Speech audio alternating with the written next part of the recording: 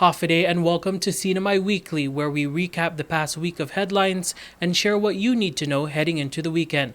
I'm Thomas Manglona, your host on Saipan. And in our first story, we speak with the Department of Corrections Commissioner Anthony Torres, who shares the latest developments after a January escape of an inmate. The NMI Department of Corrections continues to review its procedures after an inmate slipped past two corrections officers and fled on foot while at the hospital in January. Authorities were able to capture him hours later.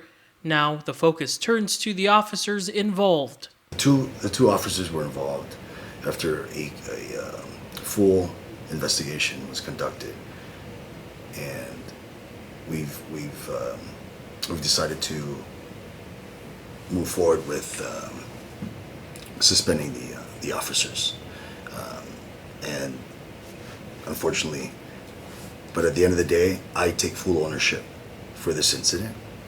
DOC is not naming the officers but shared that they have a combined 17 years of experience. They've been placed on admin leave and will be suspended without pay. It's not clear when they will be back on the job. Meanwhile, Torres says they have enhanced security measures, implemented additional staff training, and will be hosting an annual refresher training on the basics. I'm here to do what I can to correct it, and again, I'm committed to ensuring that things like this don't happen. The reality is our department's been plagued with bad leadership, and I'm here to do everything I can to turn that around. And in our next story, CNMI Governor Arnold Palacios and Lieutenant Governor David Apatang convened their cabinet and community leaders to discuss the path forward in economic development. After over a year in office, NMI Governor Arnold Palacios convened his cabinet, lawmakers, and community leaders for an economic development summit. You know, it's easy for the Lieutenant Governor and I to lament about all the situations that we found ourselves in when we were sworn in office. But after 1 year of stabilizing the fiscal situation of our government and public services, we decided that it's time to move on. Let those that are in charge to looking at whatever happened that contributed to the fiscal challenge that we're in, look into it. That's their work. The summit was led by Matrix, a national consulting firm which is being funded by a federal grant to be professional advisors to Palacios. They say their focus in the NMI is to leverage the DoD buildup to grow the economy. It's the opportunity to leverage. You'll hear that word leverage. You're going to hear that word too. Leverage this opportunity, because I promise you it is not going to be here to be able to be leveraged forever. At the end of the day-long summit, they hope to create a roadmap for economic development. And in our next report, we get the latest update on the Garapan Revitalization Project. Saipan's tourist district is a work in progress. The Paseo is open for vehicular traffic. The Garapan Revitalization Project is paving the way for a more vibrant tourist district. They've opened a new road to provide locals and tourists access to businesses at the heart of Garapan. As you can see, the initial phase of the project is focused on getting the curb and gutter, sidewalks, all of that construction done first. And then the second phase of the project is the asphalt coating of the existing roads. The $11 million EDA-funded project is expected to be completed by November. However, there have been some challenges posed by the EPA permitting process, weather, and existing businesses whose property extends into the right-of-way. And the workforce is also a major factor. Workforce has been an issue. The contractor has expressed that they have some employees that were affected by the touchback. And however, they have begun some of the workers coming back as early as as early as December, and so we're seeing their workforce coming back. So far, he says they've paid out a total of $1.5 million for construction. The total construction contract with the USA Fanter is about $9 million. The federal funds are issued as reimbursements. Thank you so much for joining us. We'll have more of CNMI Weekly right after this.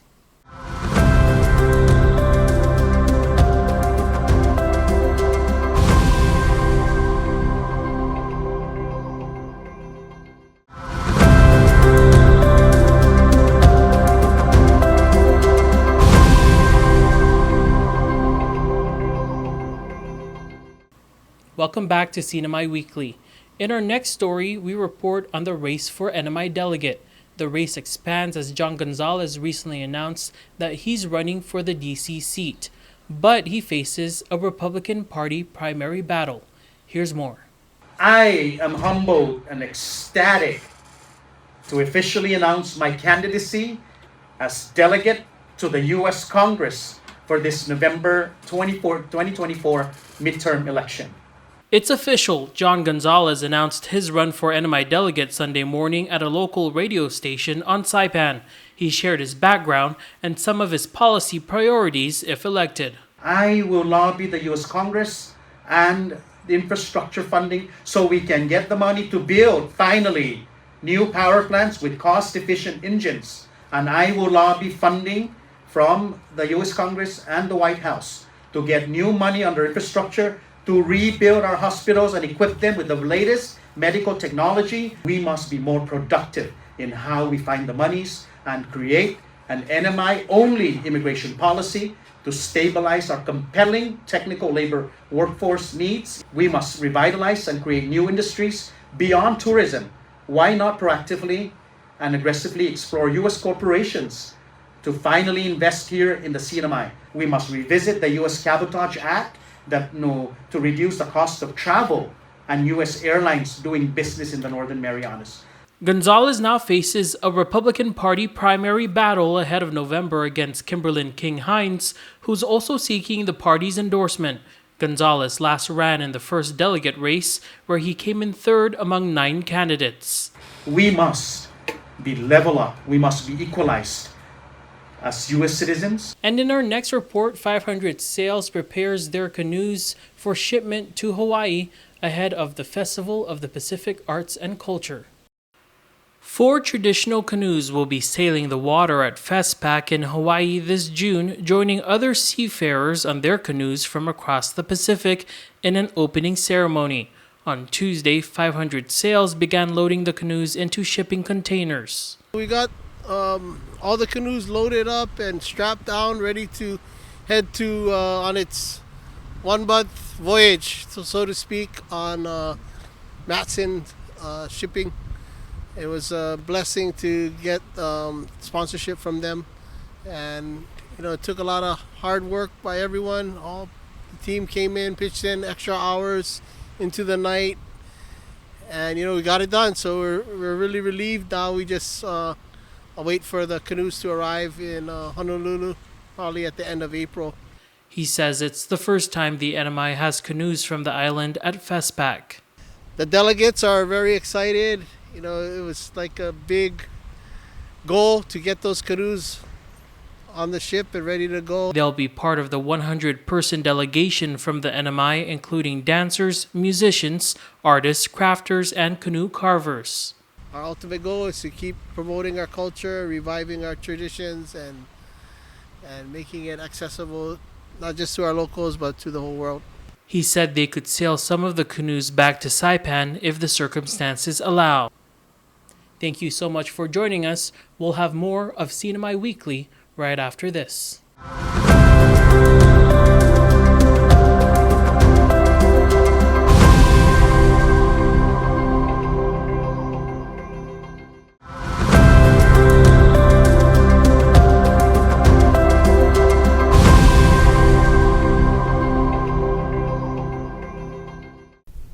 Hafide, and welcome to our interview with the CNMI Judiciary as they celebrate 35 years and are preparing to host engaging events in the coming weeks. We are privileged to be joined by Chief Justice Castro and Presiding Judge Naraha. Thank you both for joining us in this program to share with the community some of the great things happening in this branch of government. So maybe we'll start with the 35th anniversary. It's a pivotal time for the judiciary. What does this moment mean, Chief Justice?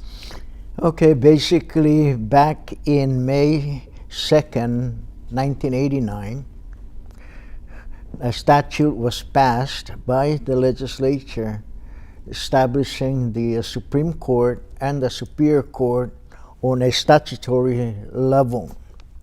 And at that time, the trial court was the trial court and renamed as the Superior Court. So from then on, in 1997, the legislature passed Legislative Initiative 10.3, establishing now the Supreme Court and the Superior Court as in the Constitution as constitutional courts. So it is an honor, and thank you, Tomas, for revisiting this issue. So the judiciary has a lot of programs set up for the rest of the month. And PJ, what's your comment on the judiciary's birthday? Oh, I'm pretty excited that CJ is now sitting and I sitting as presiding judge. Together we work really close in making sure that we improve the judicial system. With us, we have Justice Manglona, Justice Enos, and at the Superior Court we have Judge Govendo, Judge Camacho, Judge Kim Tenorio, and now we have Judge Ada Tenorio. So it's been a long ways, and with all the justices and the judges, I believe that the health of the judiciary is pretty well up there. 35 years is not a long time, relatively speaking. CJ, what would you say are some of the major milestones of the judiciary, and maybe where's the judiciary heading in your perspective? Basically, looking back, first the icon of the rule of law, and that's the courthouses. There was basically no courthouse on Rota. Tenian and Tenian, we were using classrooms, farmers market in Rota, and I think the OLED's program, we took over their building in Sinapolo. Now we have the Guma Justicia on Saipan, we have the Cotintinian in Tenian, and the Central Justicia on Rota. They're concrete houses. I know that Typhoon U2 destroyed the skylight of our Guma Justicia, and it took us a while to put it back, but I am so happy that the icon of the rule of law are in place on Rota, Tenian, and Saipan. And PJ, when you look at the Superior Court, what would you say have been some of the major milestones? I mean, I could think of a few in terms of the treatment courts that have come up in the past few years, but yeah, what's your perspective? That's probably, I think you hit it right on point. The milestone is that we are now establishing several specialty court. The first one was the drug court, and now the mental health court docket. We still want to move forward. We're looking at other courts. We want to revisit the DUI specialty court. We want to explore also the environmental court. And then we're looking at the family court specialty court as well as the reentry court. And lastly, the juvenile behavioral specialty court. So these are the courts that we look forward. It's a new trend. We want to start treating our defendants rather than just putting them in jail. So it's a big step. And as I mentioned, there's your calendar is busy both in the courtroom and outside of it right now. You have several events coming up. Did we want to talk a little bit about what's coming up, CJ, in the judiciary? I don't have, I think there are a lot of events coming up.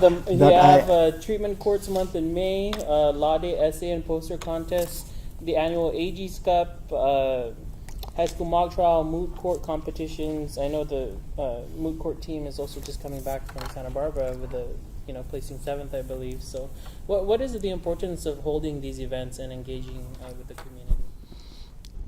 The purpose of these events, plus especially the moot court, and we have the CNMI moot court team now in Santa Barbara, California, competing, and I am happy to report to the people that our students there are doing pretty well. I mean, number 7 so far among the on the national level.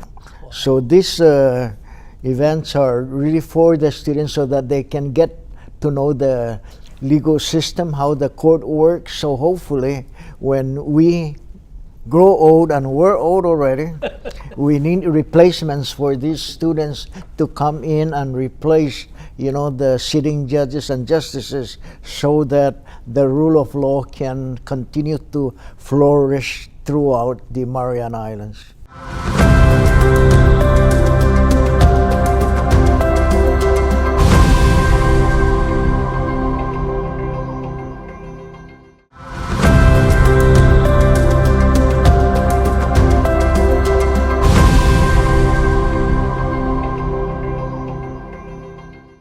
PJ, you're no stranger to these engagement, especially with the youth. Yeah, what's the importance of doing that as a court?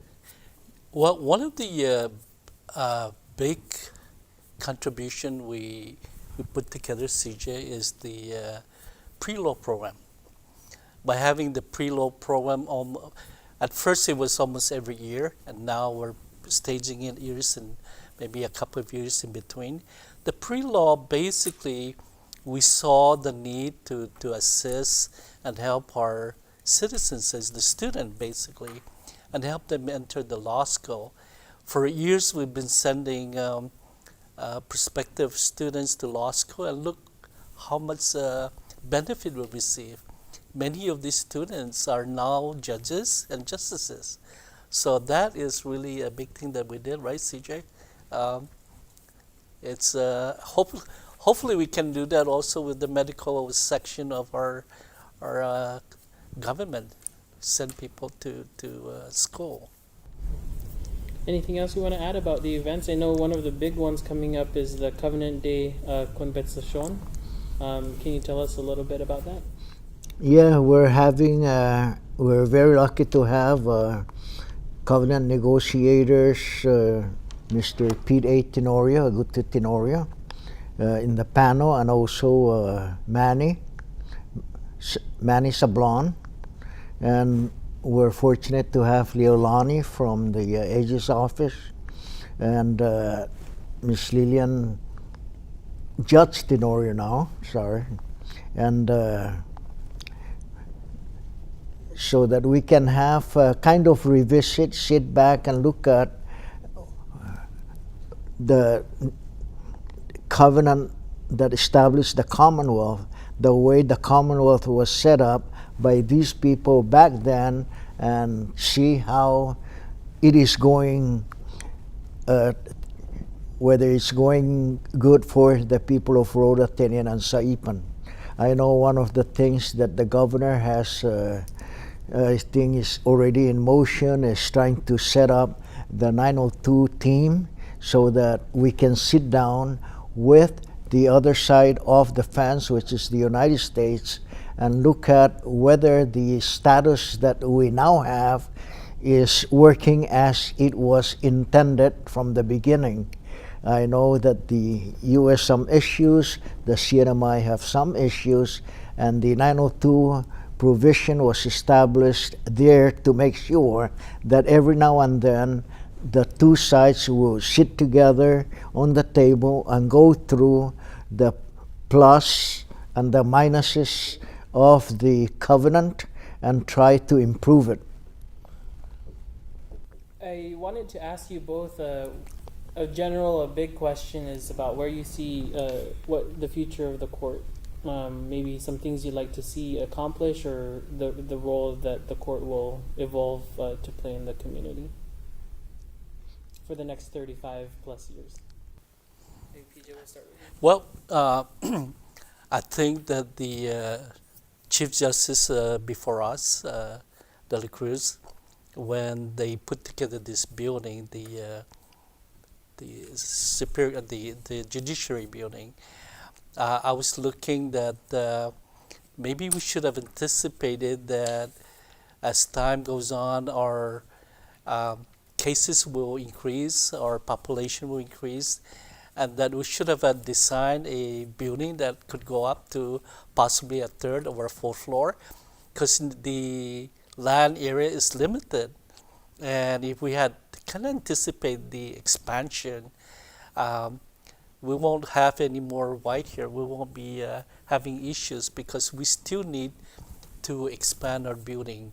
There are areas that we need to improve, and right now I believe Justice Manglona is working on expanding the northern part of the building so that we can have the technology division there.